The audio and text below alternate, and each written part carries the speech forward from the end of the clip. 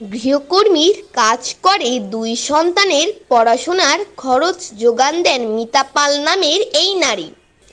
বাগেরহাটের দশানীর ১ নম্বর কোরস রোডের একটি বাসায় তিনি কাজ করেন। মিতা জানান, তার ছোট ছেলে সপ্তম শ্রেণীতে পড়ছে আর মেয়ে স্নাতক প্রথম বর্ষের শিক্ষার্থী।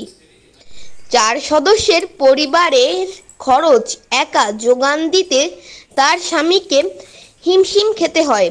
স্বল্প আয়ের ফলে সন্তানদের পড়াশোনাও অনিশ্চিত হয়ে পড়ে।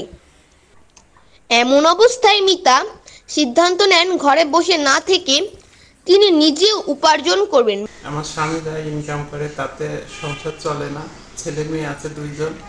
মেয়ে ফার্স্ট ইয়ারে পড়তেছে, তার খরচ চালাই পারতেছে না। ছেলে হচ্ছে ক্লাস 7-এ, লেখাপড়া করাইতে খরচ অনেক।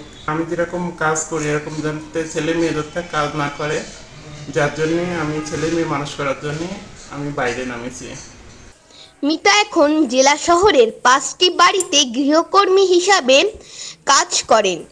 মাসে তার 5,000 টাকার মতো আয় হয়। তিনি চান তার সন্তানদের যেন গৃহকর্মীর কাজ করতে না হয়। নিজে কষ্ট করে হলেও সন্তানদের উচ্চশিক্ষা নিশ্চিত করার স্বপ্ন তার। মেয়ে যেহেতু স্নাতকে পড়ছে, তাই দ্রুতই মেয়ের চাকরি জীবন দেখার আশায় আছেন বলে জানান এই নারী। লিখন মুখার্জি, hello.bdnews24.com, বাগেরহাট।